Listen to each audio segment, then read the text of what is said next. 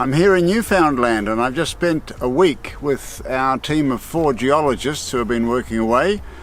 We've visited a number of the properties and looked at some of the data that we've generated from the work we began in 2021. We've carried out gold exploration on all of our projects, but the 2 standout ones at the moment are the Burton claims and Hampton. At Burton we found a lot of gold showings on the surface. We need more work there before we can start drilling. And at Hampton, this is a new find. We've got very interesting soil geochemical values, and we're going to follow up with till sampling. So one of the party that came on this trip is an advisor to Gold Island, Professor Ross Sherlock from Laurentian University in Sudbury. And Ross has brought some very interesting and new perspectives to our work, principally talking to us about geology and what rock sequences are prospective and what are not. And it's great to have somebody with the international experience that Ross has got to help us to plan our exploration work. So part of what we've been doing as a team these last few days is to decide what we're going to do next here. We're looking for a substantial gold deposit. We've got some nice indications. I've got a great team of people working here in Newfoundland, and I'm sure in the fullness of time we'll have some degree of success.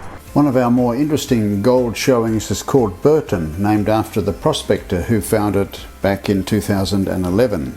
We're on the Burton showing, and we're standing next to a rhyolitic outcrop that has multiple fracture sets in it.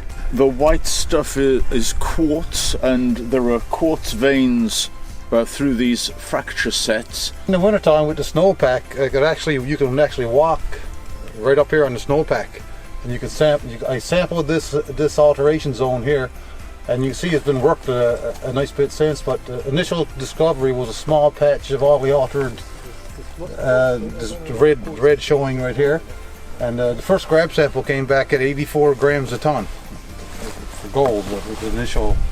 And then that's what started the whole process for the Class E properties, right? Yeah. The interesting thing about it is it occurs at the junction of several fracture sets. When you see it, it's very difficult to find it going anywhere in outcrop, and that's because the mineralization is plunging through the outcrop at the junction of 2 fracture sets. So it's more of a ribbon than a vein.